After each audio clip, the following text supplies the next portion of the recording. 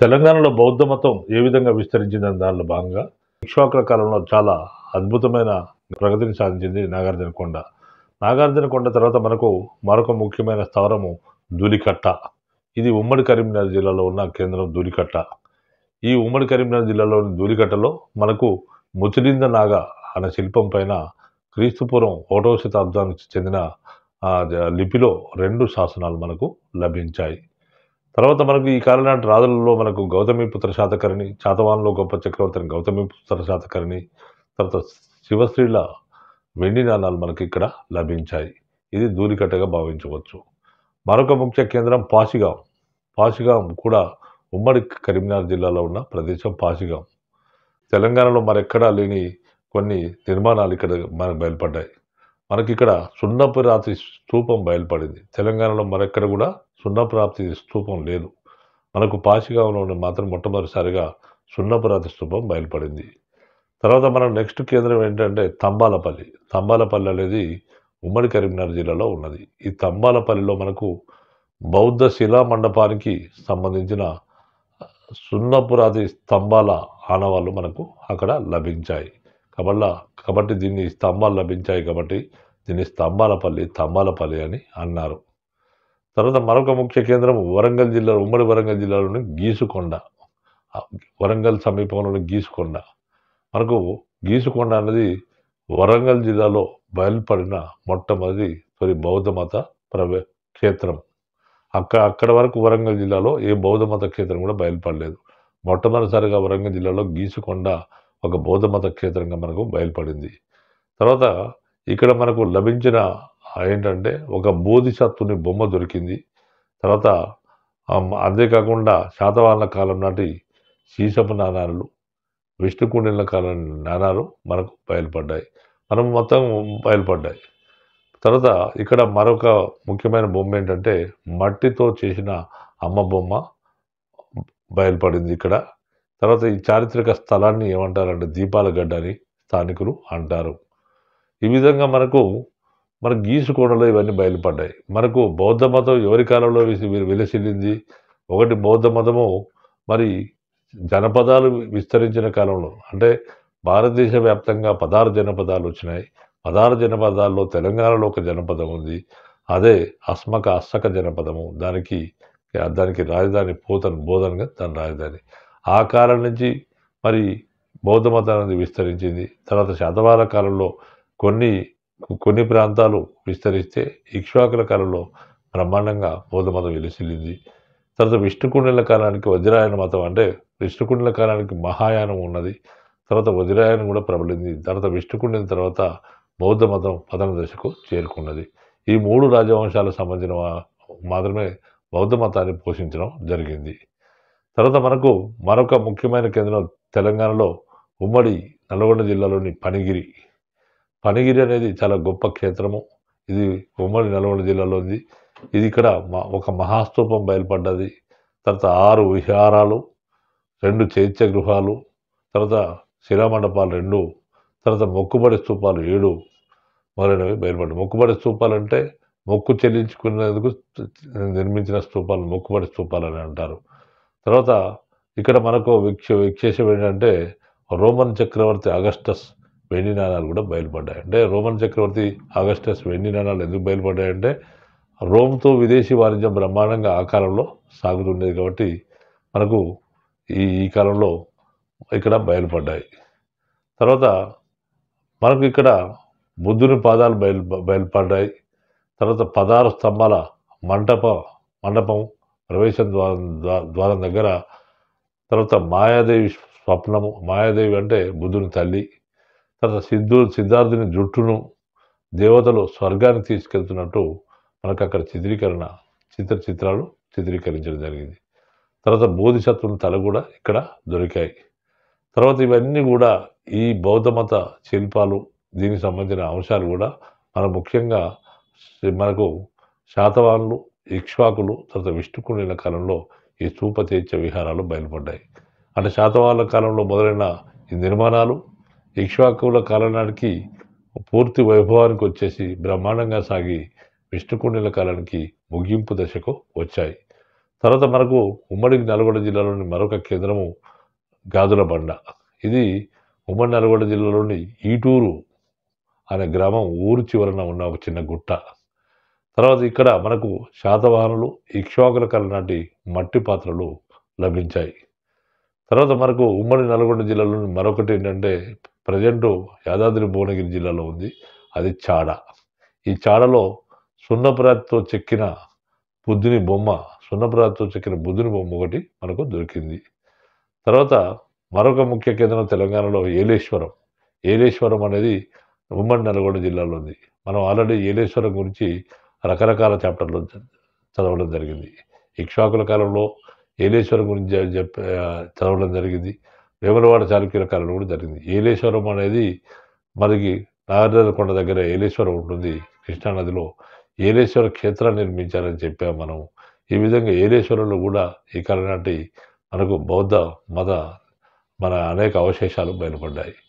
మనకు ఇక్కడ మనకి ఏం దొరికాయంటే శాతవాహనులు, ఇక్ష్వాకులు, విష్ణుకుండినుల కాలం నాటి నాణాలు, మనకు కట్టడాలు ఇక్కడ మనకు ఏలేశ్వరంలో లభించాయి. తర్వాత రోమ్తో వర్తక సంబంధాలు ఉండేవి, బ్రహ్మాండంగా సాగుతుండేవి అనే దానికి ఉదాహరణ ఇక్కడ దొరికిన సెప్టిమస్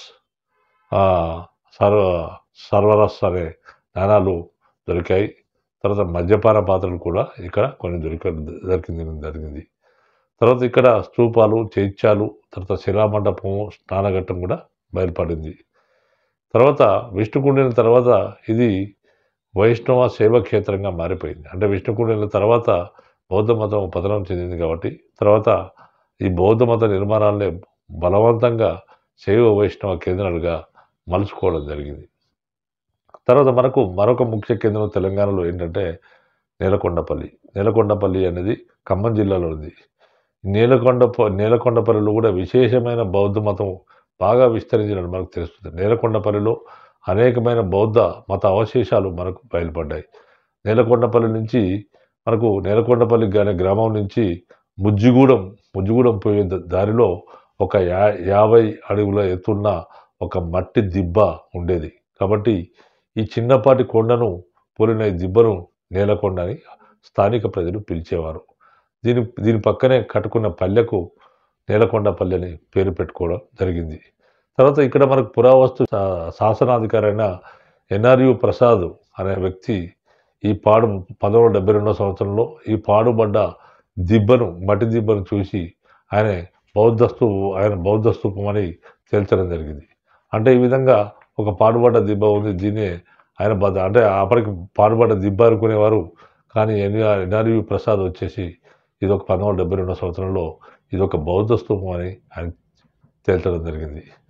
తర్వాత మరి నేలకొండపల్లికి గ్రామానికి ఎడమవైపున గల దిబ్బ ఉంటుంది, ఎర్రదిబ్బ. దీన్ని ఎర్రదిబ్బ అనేది ఉండేది.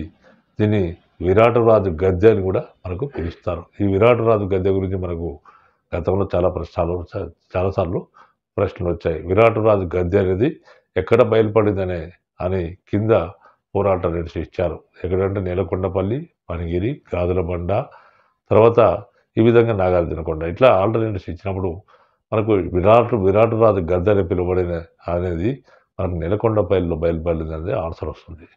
తర్వాత క్రీస్తుపూర్వం 1వ శతాబ్దం నుంచి క్రీస్తుశకం 1వ శతాబ్దాల మధ్య శాతవాహనుల కాలంలో కట్టిన బౌద్ధ స్తూపం మన నేలకొండపల్లిలో బయలుపడింది.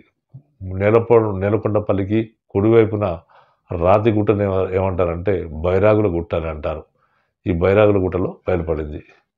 తర్వాత మనకు క్రీస్తుశకం 2-3 శతాబ్దాలకు చెందిన శాతవాహనుల కాలానికి చెందిన 9 బౌద్ధ విగ్రహాలు కూడా నేలకొండపల్లిలో దొరికాయి. తర్వాత మనకు ఇంకే నేలకొండపల్లి విశేషం ఏంటంటే దక్షిణ భారతదేశంలోనే ఒక పెద్ద స్తూపం నేలకొండపల్లిలో బయలుపడింది. మనకు దక్షిణ భారతదేశం ఈ కింది ప్రాంతంలో దక్షిణ భారతదేశంలోనే మొట్టమొదటి పెద్ద బౌద్ధ స్తూపం ఎక్కడ బయలుపడింది అని అడిగినప్పుడు మనకు నేలకొండపల్లి అనేది ఆన్సర్ వస్తుంది. 4 ఆల్టర్నేటివ్స్ ఇస్తారు. దక్షిణ భారతదేశంలో ఒక పెద్ద స్తూపం నేలకొండపల్లిలో బయలుపడింది. ఇక్కడ కొత్త రాతి యుగపు మరి ఇవే కాకుండా మనకు అంటే బౌద్ధ మత అవశేషాలే కాకుండా శిలాయుగపు అవశేషాలు బయలుపడ్డాయి. అంటే మధ్యరాతి యుగము, తర్వాత శిలాయుగాల్లో మనకు రకరకాల శిలాయుగాలకు సంబంధించిన మన కొత్త రాతి యుగపు అవశేషాలు ఇక్కడ బయలుపడ్డాయి.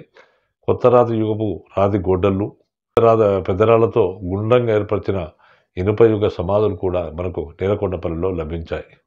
తర్వాత శాతవాహనులు ఇక్కడ మరి ముఖ్యంగా శాతవాహనులు, ఇక్ష్వాకుల కాలం నాటి నాణాలు లభించాయి. తర్వాత పురాతన వస్తువులు లభించాయి. తర్వాత ఇక్కడ జనాలు ఉన్నట్టు మనకు అవశేషాలు లభించాయి. ఇక్కడ మట్టి దిబ్బలు కూడా మనకు లభించడం జరిగింది. తర్వాత మనకు ఈ కాలంలో ఇక్ష్వాకు రాజ్య స్థాపకుడైన శాంతమూలుడికి సంబంధించిన అవశేషాలు, ముఖ్యంగా సీసపు నాణాలున్న బొమ్మ ఒకటి దొరికింది మనకు శాంతమూలుడి కాలం నాటి.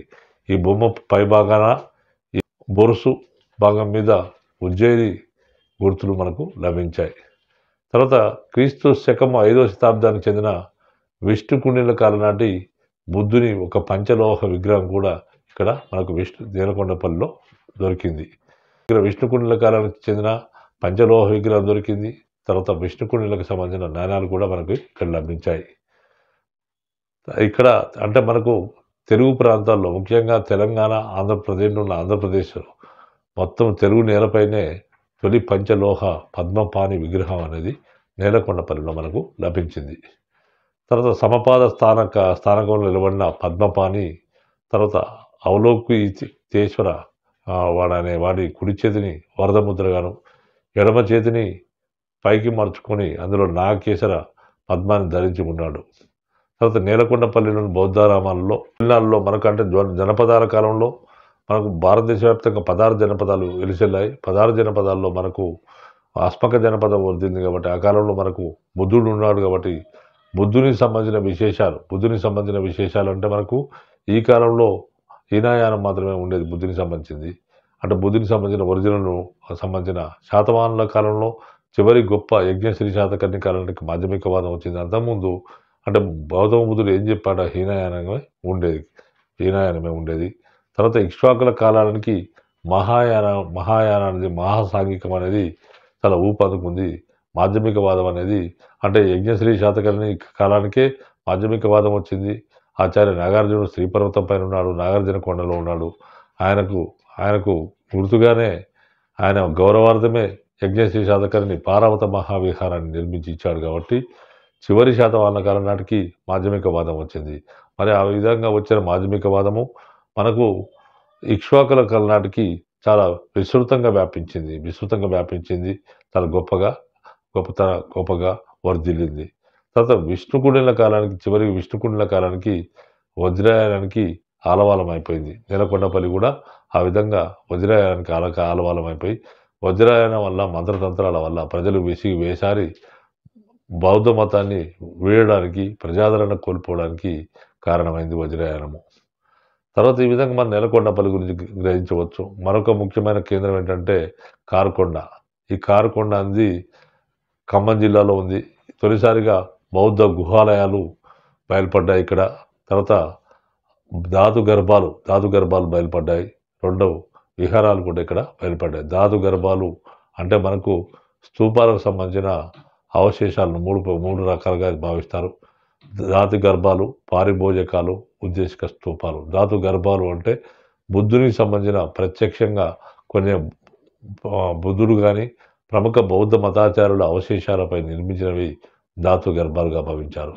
ఈ విధంగా ఇక్కడ ధాతు గర్భాలు మనకు ఈ యొక్క కారుకొండలో లభించాయి. ఈ యొక్క కారుకొండలు మనకు బండను తొలిచి నిర్మించిన ధాతు గర్భాలపైన జానముద్రలో ఉన్న బుద్ధుని విగ్రహం కూడా మనకి ఇక్కడ దొరికింది. ఇది మొత్తం కారుకొండ బౌద్ధ మత అవశేషాలు అనేవి విష్ణుకుండిల కాలానికి సంబంధించినవి. మనకు ఉమ్మడి ఆదిలాబాద్ జిల్లాలోని మాహూర్ అనేది ఒక ప్రముఖ కేంద్రంగా భావించవచ్చు. ఇక్కడ కొండను తొలిచి మలిచిన 2 బౌద్ధ గుహలు బయలుపడ్డాయి. ఈ విధంగా మనకు తెలంగాణలోనే తొలిసారిగా బౌద్ధ గుహలు అనేవి బయలుపడ్డాయి. అంతకుముందు ఎప్పుడు కూడా బౌద్ధ గుహలు బయలుపడలేదు. మరి తెలంగాణలో తొలిసారిగా బౌద్ధ గుహలు ఎక్కడ బయలుపడ్డాయంటే మనకు మాహూర్ అని చెప్పుకోవచ్చు. ఇది తొలి శాతవాహనుల కాలానికి క్రీస్తుపూర్వం 2వ శతాబ్దానికి చెందిన మనకు ఈ కేంద్రంగా ఈనాటి కట్టడాలు మనకు బయలుపడ్డాయి. తర్వాత మరొక ముఖ్య కేంద్రం కొరణపాక అనేది ఉమ్మడి నల్గొండ జిల్లాలోని ఒక కేంద్రము. ఇది ఇక్కడ మనకు సున్నపు రాతి బుద్ధునికి ఈ కాలానికి బౌద్ధ కాలానికి సంబంధించి సున్నపరాతి బౌద్ధ స్తంభము దొరికింది మనకు. దీని ముందు భాగము పలకలుగా చెక్కి దానిపై అర్ధపద్మాలు చెక్కి ఉన్నాయి. ఇది కొలనుపాకకు సంబంధించిన బౌద్ధ మత అవశేషాలు మనకు బయలుపడ్డాయి. ఈ విధంగా మనకు బౌద్ధ మతం అనేది తెలంగాణ ప్రాంతంలో విస్తరించింది. తెలంగాణ ప్రాంతంలో విస్తరించి మరి తెలంగాణలో దాదాపు చాలా ప్లేసెస్లో బౌద్ధ మతం విస్తరించింది. బౌద్ధ మతంలో మనకు గౌతమ బుద్ధుడు స్థాపించిన బౌద్ధ మతం అనేది విస్తృతంగా భారతదేశ వ్యాప్తంగా విస్తరించిన తర్వాత మరి విస్తృతంగా భారతదేశ వ్యాప్తంగా విస్తరించిన తర్వాత బౌద్ధ మతం అనేది రెండుగా చీలిపోయింది. బౌద్ధ మతంలో మనకు బుద్ధుడు మరణించిన 100 సంవత్సరాల తర్వాత అనేక బౌద్ధ మత సంగీతులు జరిగాయి. మొట్టమొదటి బౌద్ధ సంగీతి మనకు రాజగృహలో అజాతశత్రువును ఆర్యంక వంశీయుడైన అజాతశత్రు పోషణలో మొట్టమొదటి బౌద్ధ సంగీతి రాజగృహంలో జరిగింది. తర్వాత రెండో బౌద్ధ సంగీతి వైశాలిలో కాలాశోకిని ఆధ్వర్యంలో జరిగింది.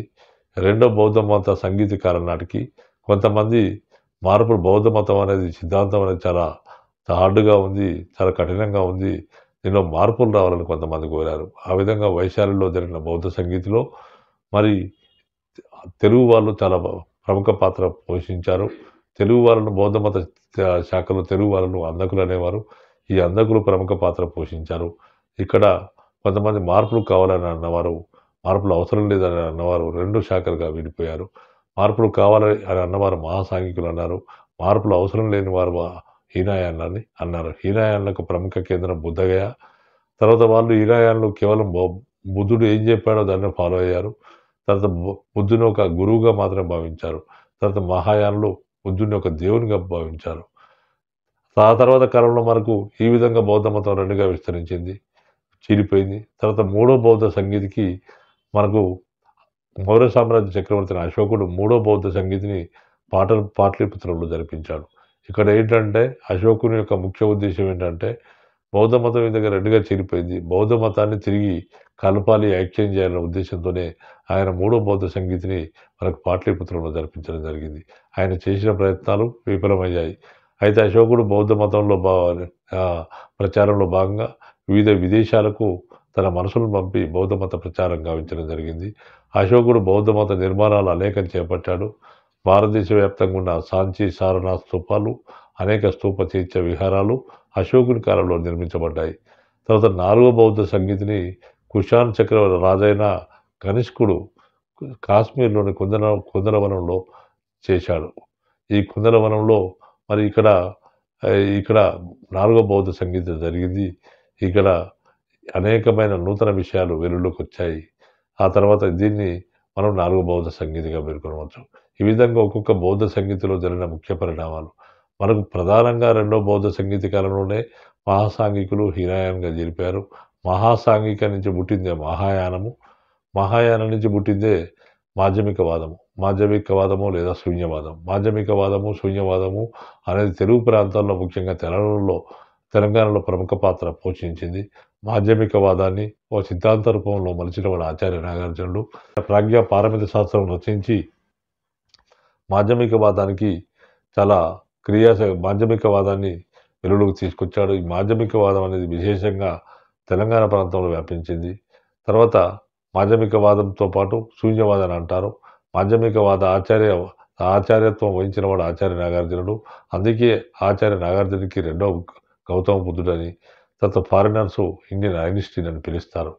ఆ విధంగా ఆచార్య నాగార్జునుడు అనేక గ్రంథాలు రచించాడు. ఈ విధంగా మాధ్యమికవాద సిద్ధాంతాన్ని ప్రవచించాడు. ఈ సిద్ధాంత ఆచార్యత్వాన్ని వహించిన వాళ్ళు చాలామంది తెలుగు వాళ్ళు ఉన్నారు.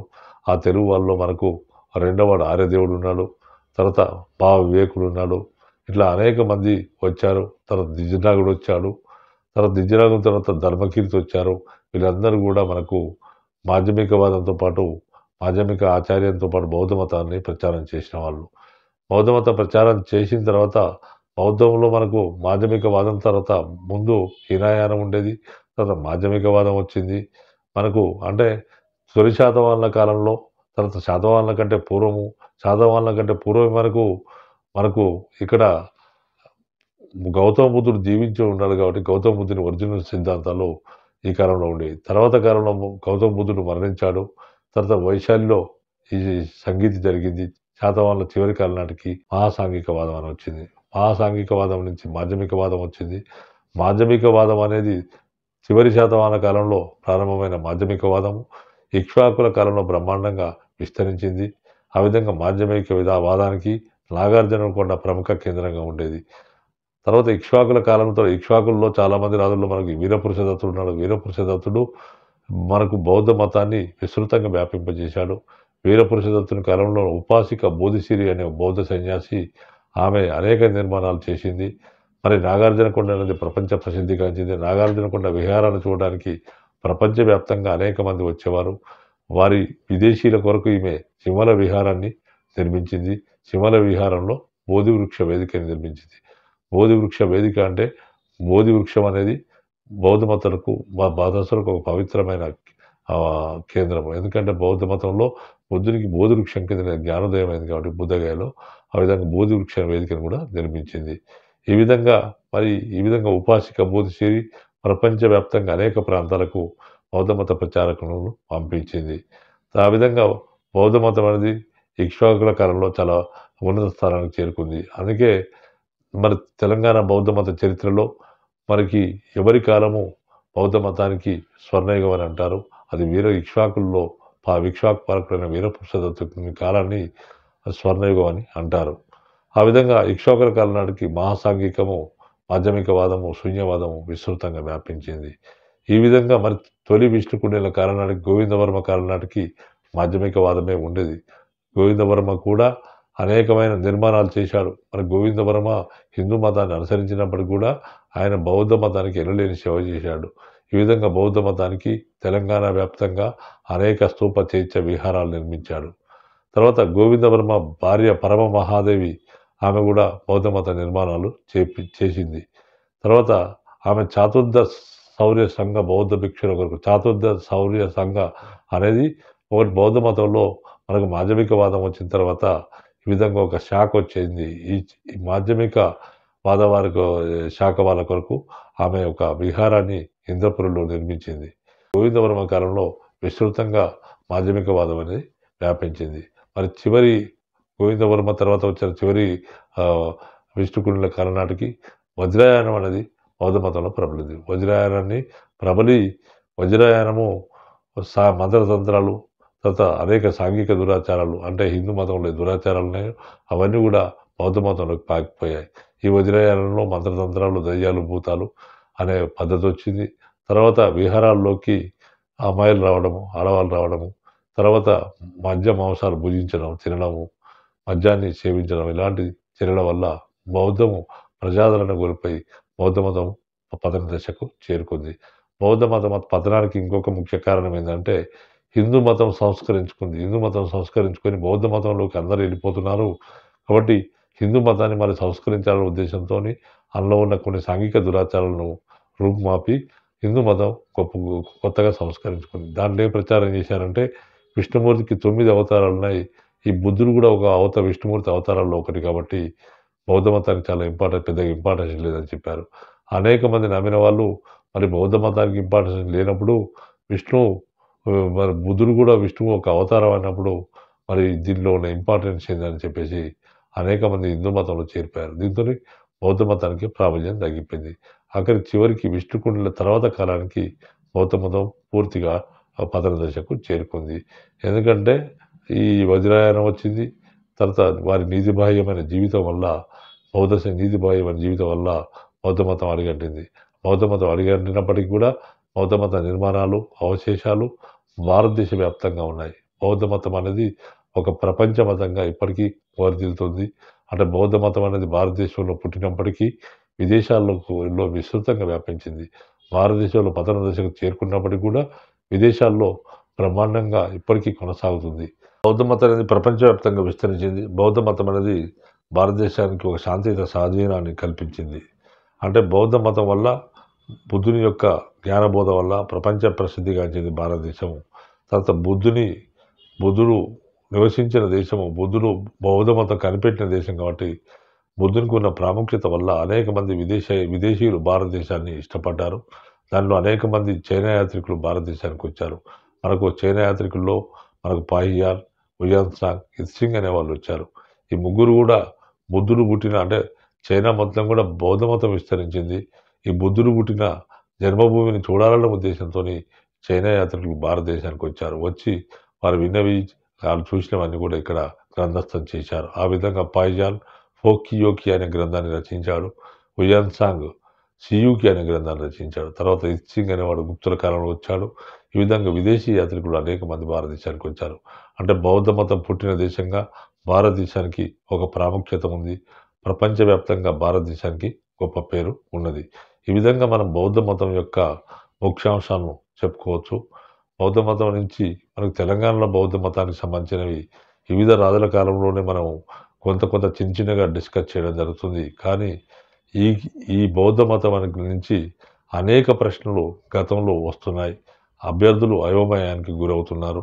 ఈ బౌద్ధ మతం ఏంటి, దానికి సంబంధించిన విషయాలు ఏంటి, బౌద్ధ మత గురువులు ఎవరు, బౌద్ధ మత ప్లేసెస్ ఏంటి, బౌద్ధ మతం తెలంగాణలో బౌద్ధ మతం ఎప్పుడు ప్రవేశించింది అనే అంశాల గురించిన చాలామంది అభ్యర్థులు అయోమయం ఉంది. కాబట్టి నేను తెలంగాణలో బౌద్ధ మతం అనేది ఒక ప్రత్యేక చాప్టర్గా భావించి 3 ఎపిసోడ్లుగా బౌద్ధ మతం వివరంగా చెప్పడం జరిగింది. రానున్న రోజుల్లో బౌద్ధ మతం నుంచి ఏ ప్రశ్న వచ్చినప్పటికీ కూడా అభ్యర్థులు ఈ వీడియో చూసిన తర్వాత అతి సునాయాసంగా వారు ఈ ప్రశ్నలకు అన్నిటికీ కూడా ఆన్సర్ చేయడం జరుగుతుంది. దీనికి సంబంధించిన ప్రశ్నలు, ఆబ్జెక్టివ్ ప్రశ్నలు వివరించడం జరుగుతుంది. కాబట్టి బౌద్ధ మతం అనేది ఈ కాంపిటేటివ్ ఎగ్జామ్స్కి చాలా ప్రాముఖ్యం ఉన్న సబ్జెక్టు. కాబట్టి దీన్ని అభ్యర్థులు గమనించగలరు. కాబట్టి బౌద్ధ మతంలో అంటే సపరేట్గా క్వశ్చన్లు వస్తున్నాయి. కాబట్టి ఈ సపరేట్ క్వశ్చన్లు దేనిలో కూడా మనకు కవర్ కావట్లేదు. కాబట్టి ఇక్కడ నేను కవర్ చేసే ప్రయత్నం చేశాను. కాబట్టి అభ్యర్థులు గమనించగలరు. మీరు ఈ వీడియోలను సద్వినియోగం చేసుకొని మీరందరూ విజయం సాధిస్తారని భావిస్తూ, మనకు బౌద్ధ మత వివిధ కేంద్రాలు, బౌద్ధ మతం ఎక్కడెక్కడ మనకు బౌద్ధ మత అవశేషాలు తెలుగు ప్రాంతాల్లో ముఖ్యంగా తెలంగాణలో బయలుపడ్డాయి. ఈ తెలంగాణలో బయలుపడ్డ బౌద్ధ అవశేషాల యొక్క ఆ ముఖ్య అంశాలు ఏంటనే విషయానికి వస్తే, ముఖ్య కేంద్రాలు ఎక్కడ, ముఖ్య అంశాలు ఏంటనే విషయానికి వస్తే, దీనికి సంబంధించిన మన వివిధ ఎగ్జామినేషన్లో ఎలాంటి ప్రశ్నలు అడిగే అవకాశం ఉందనే దానిలో భాగంగా కొన్ని ప్రశ్నలు వివరించడం జరుగుతుంది. ఫస్ట్ క్వశ్చన్ వచ్చేసి మనకు వజ్రాయన శాఖలో ఈ క్రింది ఆచార్యుడు, వజ్రాయన బౌద్ధంలో ఈ క్రింది ఆచార్యుడు ప్రముఖ పాత్ర పోషించాడు. నెంబర్ 1 ఈ విధంగా క్వశ్చన్ అడిగినప్పుడు దానికి ఆల్టర్నేటివ్స్ ఇస్తారు. నెంబర్ 1 సిద్ధనాగార్జునుడు, నెంబర్ 2 మయూరనాథుడు, నెంబర్ 3 ఆత్రేయనాథుడు, నెంబర్ 4 దిజ్నాగుడు. దీనికి వజ్రాయన బౌద్ధంలో ప్రముఖ పాత్ర పోషించింది ఎవరంటే ఇక్కడ ఆన్సర్ సిద్ధనాగార్జునుడు. నెక్స్ట్ క్వశ్చన్, నాగార్జున కొండలో కుమారనంది హారము ఈ క్రింది పాలకునికి చెందినది. అంటే నాగార్జున కొండలో కుమారనంది విహారం అనేది ఈ క్రింది పాలకునికి చెందినది. దీంట్లో ఏంటంటే ఒకటి ఆన్సర్స్ ఆల్టర్నేటివ్ ఒకటి గౌతమిపుత్ర శాతకర్ణి, రెండోది వీరపురుషదత్తుడు, మూడోది మొదటి పులోమావి, తర్వాత 4వది యెహోల శాంతమునుడు. అంటే నాగార్జున కొండలో కుమారనంది విహారాన్ని ఎవరు నిర్మించారంటే మనకి ఇక్కడ ఆన్సర్ వచ్చేసి యెహోల శాంతమునుడు ఆన్సర్ అవుతుంది. యెహోల శాంతమునుడు అనేది ఇక్ష్వాకు వంశంలో 3వ రాజు. తర్వాత నెక్స్ట్ క్వశ్చన్ వచ్చేసి ఈ క్రింది ప్రదేశంలో ముచిలింద నాగా శిల్పం ఎక్కడ లభించింది, ఈ క్రింది ప్రాంతంలో లభించింది. ఆల్టర్నేటివ్స్ ఈ విధంగా ఇస్తారు. ఒకటి నాగార్జున కొండ, 2 తంబాలపల్లి, 3 ధూళికట్ట, 4వది పాసిగాం. మనకి ఈ ప్రశ్న గతంలో చాలాసార్లు చాలా ఎగ్జామినేషన్లో అడిగారు. ముచిలింద నాగా శిల్పం ఎక్కడ లభించిందంటే మనకు నెంబర్ 1 నాగార్జున, మనకు ఇక్కడ ఇచ్చిన ఆల్టర్నేటివ్స్లో మనకు 3వది ధూళికట్టలో లభించినట్టు మనకు తెలుస్తుంది. తర్వాత నెక్స్ట్ క్వశ్చన్, తెలంగాణలో మొదటిదైన సున్నపు రాతి బౌద్ధ స్తూపం అనేది ఈ క్రింది ప్రదేశంలో బయలుపడింది. అంటే సున్నపు రాతి స్తూపం అనేది తెలంగాణలో ఒక ప్రదేశంలోనే బయలుపడింది. ఆ ప్రదేశం ఏది అంటే ఫస్ట్ ఆల్టర్నేటివ్స్ ఇస్తారు ఈ విధంగా. ఒక number 1 Dhulikatta, number 2 Pasigam, number 3 Geesukonda, number 4 Kondapur. దీనికి ఆన్సర్ వచ్చేసి మనకు పాసిగాం. తర్వాత నెక్స్ట్ క్వశ్చన్, వరంగల్ జిల్లాలో బయలుపడిన తొలి బౌద్ధ క్షేత్రం ఏది? వరంగల్ జిల్లాలో ఒక బౌద్ధ క్షేత్రం బయలుపడింది. దానిలో మనకు కింది వానలో వరంగల్ జిల్లాలో బయలుపడిన ఒక బౌద్ధ క్షేత్రం ఏది? దానికి ఏ విధంగా ఆల్టర్నేటివ్స్ ఇచ్చారంటే మనకు number 1 Geesukonda, number 2 Tambalapalli, number 3 Hanamkonda, number 4 Warangal. Warangal జిల్లాలో ఒకటే ఒక బౌద్ధ కేంద్రం, తొలి బౌద్ధ కేంద్రం ఏంటంటే గీసుకొండ. వరంగల్ సమీపంలో గీసుకొండ ఉంటుంది దానికి ఆన్సర్. నెక్స్ట్ క్వశ్చన్, తెలంగాణలో ఈ క్రింది ప్రదేశంలో బౌద్ధ అవశేషాలున్న ప్రాంతాన్ని దీపాల గడ్డ అని వివరిస్తారు. మనకు ఎక్కడ ఉంది దీపాల గడ్డ అనే ప్రాంతం? మనకి ఏంటంటే స్థానికులు దీపాల గడ్డ అని వివరిస్తారు ఈ ప్రాంతాన్ని. దాంట్లో ఏంటంటే ఆల్టర్నేటివ్స్ ఇస్తారు. Dhulikatta, number 2 Kondapur, number 3 Munulagutta, number 4 Geesukonda దీనికి కరెక్ట్ ఆన్సర్. నెక్స్ట్ క్వశ్చన్, ఈ క్రింది ప్రదేశంలో సిద్ధార్థుని జుట్టును దేవతలు స్వర్గానికి తీసుకెళ్తున్న చిత్రం బయలుపడింది. అంటే సిద్ధార్థుడు నిర్యాణం చెందిన తర్వాత ఆయన జుట్టును దేవతలు స్వర్గానికి తీసుకెళ్తున్నట్టు మనకు ఒక చిత్రం బయలుపడింది. అది ఎక్కడ బయలుపడింది అనే విషయానికి వస్తే number 1 Geesukonda, number 2 Kondapur, number 3 Panigiri, number 4 పాసిగాం. మనకి ఇక్కడ కరెక్ట్ ఆన్సర్ పనిగిరి అవుతుంది. నెక్స్ట్ క్వశ్చన్, ఈ క్రింది ప్రదేశంలో 7 మొక్కుబడి స్తూపాలు లభించాయి. దానికి ఆల్టర్నేటివ్స్ ఇస్తారు. దానికి ఏంటంటే Panigiri 1 Panigiri, number 2 Dhulikatta, number 3 Gajulabanda, number 4 Eleswaram. అంటే మనకి ఇక్కడ కరెక్ట్ ఆన్సర్ పనిగిరి. అంటే మొక్కుబడి స్తూపాలంటే కొన్ని మొక్కుకుంటారు, తమ కోరికలు తీర్చమని మొక్కుకుంటారు. తమ కోరికలు తీర్చిన సందర్భంలో ఇలాంటి మొక్కుబడి స్తూపాలు నిర్మిస్తారు. ఇలాంటి మొక్కుబడి స్తూపాలు మనకు పనిగిరిలో లభించాయి. నెక్స్ట్ క్వశ్చన్ వచ్చేసి, తెలంగాణలో ఈ క్రింది ప్రాంతంలో ఇక్ష్వాకుల కాలానికి చెందిన మట్టి పాత్రలు లభించాయి. మనకు ఈ విధంగా ఆల్టర్నేటివ్స్ ఇస్తుంది ప్రశ్న. Number 1 Panigiri, number 2 Pasigam, number 3 Mullagutta, number 4 Gajulabanda. ఇక్కడ కరెక్ట్ ఆన్సర్ వచ్చేసి గాజులబండ. నెక్స్ట్ క్వశ్చన్, ఈ క్రింది ప్రాంతంలో సున్నపు రాతితో చెక్కిన బుద్ధుని బొమ్మ దొరికింది. ఎక్కడ దొరికింది సున్నపు రాతితో చెక్కిన బుద్ధుని బొమ్మ? Number 1 Eleswaram alternatives. Number 1 Eleswaram, number 2 Chada, number 3 Gajulabanda, number 4 Deepalapalli. దీనికి కరెక్ట్ ఆన్సర్ చాడ. తర్వాత నెక్స్ట్ క్వశ్చన్, ఈ క్రింది ప్రాంతంలో విరాటరాజు గద్దె ఉన్నది. ఈ క్రింది ప్రాంతంలో విరాటరాజు గద్దెగా ఒక ప్రాంతాన్ని పిలుస్తారు. ఆ ప్రాంతం ఎక్కడ ఉంది? Number 1 alternatives. Number 1 Nelakondapalli, number 2 Pasigam, number 3 Eleswaram, number 4 Panigiri. ఈ విధంగా విరాటరాజు గద్దె అని ఇక్కడ ఈ ఒక ప్రాంతంలో ఏ ప్రాంతంలో ఉందంటే దానికి ఆన్సర్ నేలకొండపల్లి. ఈ ప్రశ్న చాలా ఎగ్జామినేషన్లో చాలాసార్లు అడగబడింది. ఈ విరాటరాజు గద్దెగా పిలువబడుతున్న ప్రాంతం నేలకొండపల్లిలో ఉన్నది. నెక్స్ట్ క్వశ్చన్, బౌద్ధ అవశేషాలున్న ఈ క్రింది ప్రదేశాన్ని బైరాగుల గుట్టగా వివరిస్తారు. ఈ క్రింది ప్రదేశంలో బైరాగుల గుట్ట అనేది ఒక బౌద్ధ కేంద్రంలో బైరాగుల గుట్టగా వివరిస్తారు. అదేంటంటే 1 పనిగిరి, 2ది వర్ధమాన కోట, 3ది నేలకొండపల్లి, 4ది గాజులబండ.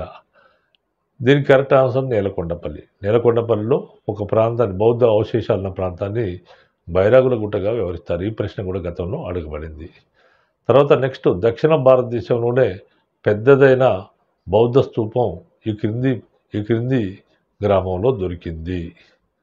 మనకు ఇక్కడ ఆల్టర్నేటివ్స్ ఇస్తారు. Number 1 Tambalapalli, number 2 Nelakondapalli, number 3 Pasigam, number 4 Kondapur. ఈ విధంగా దీనికి ఆన్సర్ నేలకొండపల్లి. అంటే దక్షిణ భారతదేశంలోనే ఒక పెద్దదైన బౌద్ధ స్తూపం మనకు నేలకొండపల్లిలో లభించింది. ఈ ప్రశ్న ఉమ్మడి ఆంధ్రప్రదేశ్లో ఉన్న అనేక రకాల ఎగ్జామినేషన్లో అడిగేవారు. నెక్స్ట్ క్వశ్చన్, ఈ క్రింది గ్రామంలో ఇనుపయుగపు సమాధులు లభించాయి. మనకు number 1 Nelakondapalli, number 2 Geesukonda, number 3 Panigiri, number 4 Gajulabanda. ఇనుపయుగపు సమాధులు ఎక్కడ లభించాయంటే మనకి క్రింది ప్రాంతంలో నేలకొండపల్లిలో లభించాయి.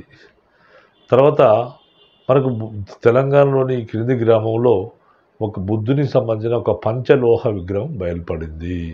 అది ఎక్కడ బయలుపడింది అంటే ఆల్టర్నేటివ్స్ ఈ విధంగా ఇస్తారు. తంబాలపల్లి, 1 తంబాలపల్లి, నెంబర్ 2 గీసుకొండ, 3 పనిగిరి, 4ది నేలకొండపల్లి. ఈ విధంగా మనకు నేలకొండపల్లి ఆన్సర్గా వస్తుంది. అంటే బుద్ధునికి సంబంధించిన ఒక మొట్టమొదటి పంచలోహ విగ్రహం తెలంగాణలోని మొట్టమొదటి పంచలోహ విగ్రహం నేలకొండపల్లిలో బయలుపడింది. తర్వాత నెక్స్ట్ క్వశ్చన్, తెలంగాణలో తొలిసారిగా బండను తొలిచి నిర్మించిన ధాతు గర్భాలు ఎక్కడ లభించాయి? మనకు రకరకాల స్తూపాలు ఉంటాయి. అవేంటంటే ధాతు గర్భాలు, పారిభోజకాలు, ఉద్దేశిక స్తూపాలు అంటారు. ధాతు గర్భాలు అంటే బౌద్ధ మతాచార్యుల యొక్క అంశాలపైన, బౌద్ధ మతాచార్యుల అవశేషాలపైన, లేకపోతే బుద్ధులు కానీ బౌద్ధ మత గురువుల అవశేషాలపైన నిర్మించినవి ధాతు గర్భాలు అని అంటారు. ఇలాంటి ధాతు గర్భాలు మనకు తెలంగాణలో తొలిసారిగా బండను తొలిచి ధాతు గర్భాలు నిర్మించారట. ఇలాంటి ధాతు గర్భాలు ఎక్కడ నిర్మించబడ్డాయి అని అన్నప్పుడు మనకు ఆల్టర్నేటివ్స్ ఇస్తారు. ఒకటి గిసుకొండ, రెండోది కొండాపూరు, మూడోది కారుకొండ, నాలుగోది మునులగుట్ట. దీనికి ఆన్సర్ కారుకొండ మనకు ఆన్సర్ అవుతుంది. నెక్స్ట్ క్వశ్చన్ వచ్చేసి, ఈ క్రింది గ్రామంలో తెలంగాణలో తొలిసారిగా కొండను తొలిచి మలిచిన బౌద్ధ గుహలు లభించాయి. అవేంటంటే ఆల్టర్నేటివ్స్ ఇస్తారు. ఒకటి మాహూరు, రెండోది నేలకొండపల్లి, మూడోది కారుకొండ, నాలుగోది పనిగిరి. దీని కరెక్ట్ ఆన్సర్ వచ్చేసి మాహూరు. నెక్స్ట్ క్వశ్చన్ వచ్చేసి, తెలంగాణలో లభించిన బుద్ధుని పంచలోహ విగ్రహం ఈ కింది పాలకుల కాలానికి సంబంధించింది. మనకు ఇక్కడ ఆల్టర్నేటివ్స్ ఇస్తారు. శాతవాహనులు, నెంబర్ 2 ఇక్ష్వాకులు, నెంబర్ 3 విష్ణుకుండినులు, నెంబర్ 4 కందూరు చోడులు. మనకి ఈ విధంగా మరి తెలంగాణలో పంచలోహ విగ్రహం మనకి ఇక్కడ నేలకొండపల్లిలో లభించిందని తెలుసుకున్నాం. ఇలాంటి పంచలోహ విగ్రహం ఎవరి కాలానికి సంబంధించింది అనే ప్రశ్న అడిగినప్పుడు మనకు ఈ ప్రశ్న కూడా గతంలో అడగబడింది. దీనికి మనకు ఆన్సర్ వచ్చేసి విష్ణుకుండినుల కాలానికి సంబంధించింది బుద్ధుని పంచలోహ విగ్రహం. ఈ విధంగా మనకు కొన్ని ఎగ్జాంపుల్గా నేను క్వశ్చన్స్ ఇవ్వడం జరిగింది. ఇలాంటి ప్రశ్నలు గతంలో అడిగారు, మళ్ళీ అడిగే అవకాశం ఉంది. అభ్యర్థులు గమనించగలరు. తర్వాత మనకు నేను చెప్పిన మ్యాటర్ కూడా ఈ ప్రశ్నలు ఈక్వలెంట్గా ఉంటాయి. మీరు ఎగ్జామినేషన్ సమయంలో సమయం తక్కువగా ఉన్నప్పుడు మీరు మ్యాటర్ను మొత్తం చూడలేరు. కాబట్టి ఈ క్వశ్చన్లను మీరు విన్నట్లయితే మీకు చాలా ఉపయోగకరంగా ఉంటాయి. కాబట్టి అభ్యర్థులు గమనించగలరు. మిగిలిన అంశాలను నెక్స్ట్ ఎపిసోడ్లో, నెక్స్ట్ అంశం పాఠ్యాంశంలో వివరించడం జరుగుతుంది.